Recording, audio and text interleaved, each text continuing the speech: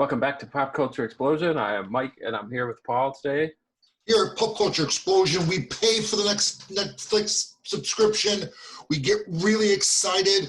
We go back to our childhood and experience this amazing thing. Mike, what are we talking about today? Today, we're talking about the Netflix Transformer War for Cybertron, part one of a trilogy, Siege. Wow. What? That's a mouthful. We'll just call it Netflix Transformers. We'll just call it. I was impressed. So guys, it's going to be there will be spoilers. If you haven't watched Transformers yet, I recommend you stop watching. Go to Netflix. If you binge it, it's about a 2.5 hour long movie, basically, if you binge it, and then come back and share us your thoughts in the comment section. So Mike, let's talk about the overall good of this series. This was one of those things when I saw it, I watched it immediately. I didn't go, I'll wait for it to come, I'll wait till later or whatever. I watched it immediately, and it only took me maybe a couple days, got through the whole thing. It was awesome, especially the last couple episodes. And the fact that it's pretty short, really, you get 6 episodes. There's a lot packed in, and I think the last 3 to 2 episodes in there really pay off. But okay, but overall of the 6 episodes, what did you think that was just good about the show? Let me help characters. Yeah. I don't know. I just was blown away by it. I love to see the characters we talked about. And we'll do a little bit of a deep dive on some of our key characters. For me, I thought the animation was amazing. I like the style of the Japanese type of animation that they used.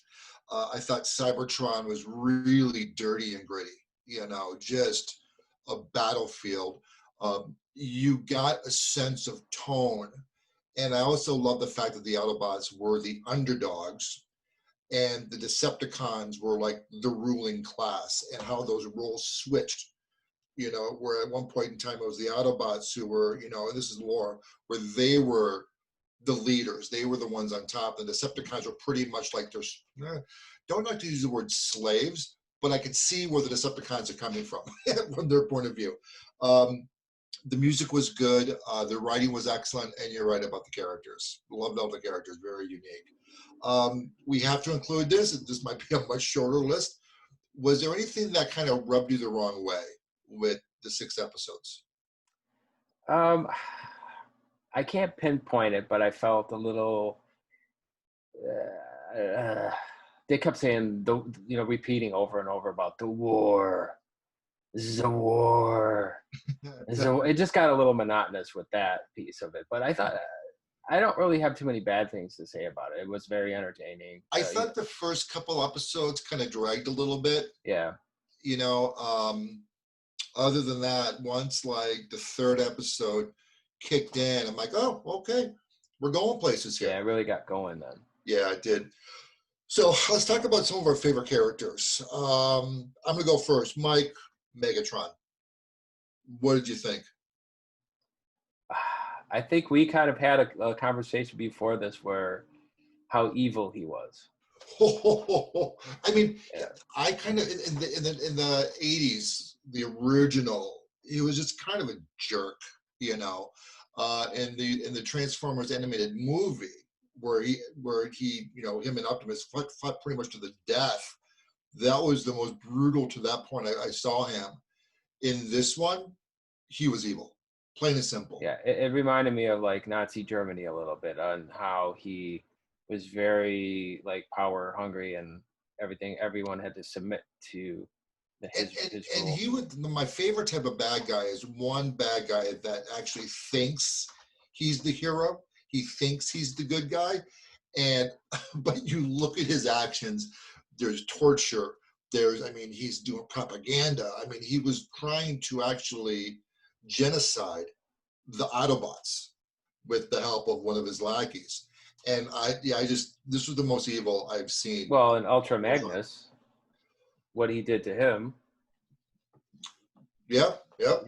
You know, that topped the icing on the cake for that. The torture scene. His Wow. evilness. Yeah, this was not my teenage Transformers, that's for sure. Thoughts I mean, on my favorite was Starscream, of course. You know, I kind of always tie him in with Cobra Commander, you know, the voice actor. Yeah, Starscream will always be a hit. What do you think of Optimus Prime? Well, I think, you know, and again, we talked before we did this video, and he was a bit weaker, a bit more like, hey, what do you guys think? You know, what do you guys think? You know, it's, you don't have to stay, you know. And that's what kind of rubbed me, I think, the wrong way the first couple episodes, because he wasn't that inspiring leader that I'm accustomed to. You know, he's still a badass. I mean, he was just kicking butt left and right, but I didn't really see him become the leader that he is until probably towards the end of the series. But then again, I kind of view this as a prequel, you know, of what we saw. So yeah, but there was good character growth. You mentioned Ultra Magnus. I didn't like the character. Well, okay, so he definitely tried a different route, and you know, so I mean, what are you saying like you don't like about it? I just thought he was truly naive. He was totally naive. I can value and appreciate him wanting to pursue peace with the Decepticons, but if you're coming at an angle of peace and they're going, we just want to destroy all the Autobots, it's hard to compromise in that middle.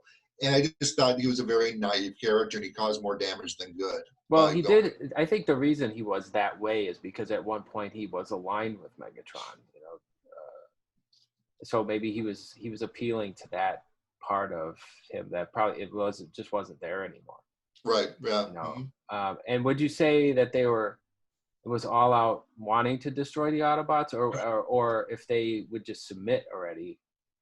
If the Autobots would just came and said, "Okay, we give up, we'll join you," I don't think Megatron would have killed them. No, That's what he wanted. Nope, he wouldn't, because they've admitted that in the series that the Autobots will never truly turn. Okay. And that's why he gave Shockwave permission to create that program to eradicate all the Autobots. It took him a while though. Oh no, it wasn't. It wasn't an immediate decision. Nope. He was just like, that's like the ultimate. Let me think on that for a minute. Yep. And ultimately, he was like, "Yep, do it." Yep. Once he crossed that line, there was no redemption, in my opinion. So now that there's two characters that are kind of interwoven together, and I want to, you have the Autobots over here, the Decepticons over here, and then you have this neutral group. You had Bumblebee, you had Ratchet, Impactor. Well, was a Decepticon. He was a Decepticon, and I love the fact. I mean, he got his butt kicked, and they thought he died, and Ratchet saved his life. And Ratchet's like, look, you can stay here, you can recover, you just have to be productive. You need to help these other, they weren't Autobots, they were just other Transformers. And he actually realized that Megatron was a jerk, and he decided to help the Autobots, which I really thought. What do you think of Bumblebee? I thought there was an interesting take on Bumblebee, making him the outsider. Because as we talked in previous conversations, that every time we see him, he's already sort of in the fray already with everybody. Aside from the Michael Bay movie, which was awesome, but yeah, so it was interesting. That could be an episode right there, Mike. Yes, let's not go there. But right. I thought it was interesting. I liked it. I thought it was good, and he was kind of that outsider who ended up helping. So. What I liked is the Bumblebee that we knew before this show he was a warrior, a scout. He was brave. He was one of Optimus Prime's, right-hand guys. And this one he's like, I'm a thief. I don't care about this war. You guys do you. I'm going to do me. Just give me money and I'll help you out. And then when he got his butt kicked by absorbing the consciousness, and all of a sudden he's like, whoa, Yeah. Whoa, now that's some radical character growth with Bumblebee. Yeah. Yeah, So, I enjoyed that. and I liked how he kept turning his back on people. He's like, no, I don't want to die, you know. Um, Yes. any other characters you want to talk about before we go into, or no, who's your favorite Transformers, Mike? Favorite transfer? Soundwave, of course. It's Starscream. Um, those are the main two. Yeah, my three are also are Decepticons. Starscream. I mean, he's such a coward. I mean, he's such a coward and liar and just whatever. But do you think they showed him that way in this? I don't think they did. I'm not. Well, he was I think he trying was to. a stronger character. He was, but there was a time where he was trying to plant some dissent with the other Decepticon flyers against Megatron, and then Megatron shows up, and he's like, "What? Yeah.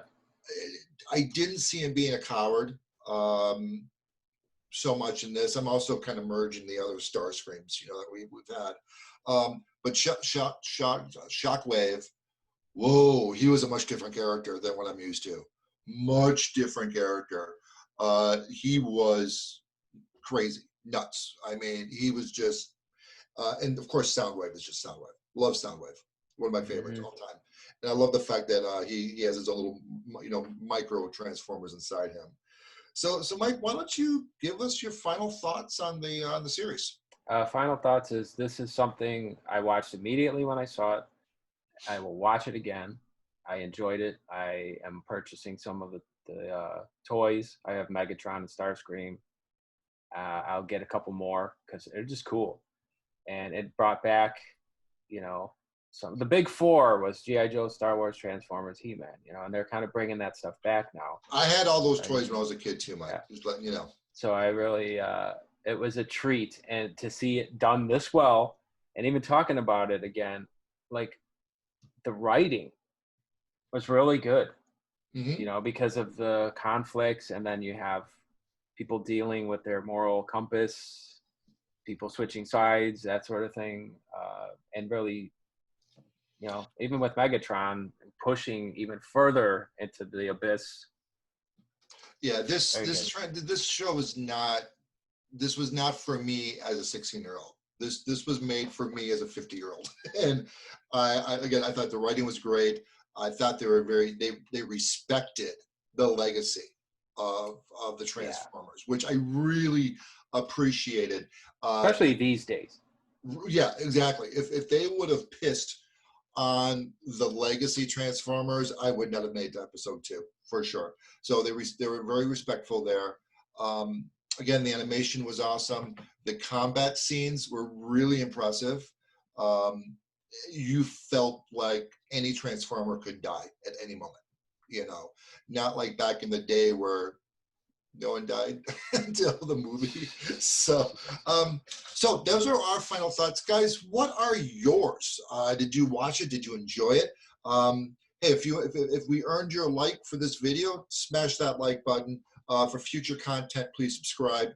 And with that being said, peace out. Peace out. Did you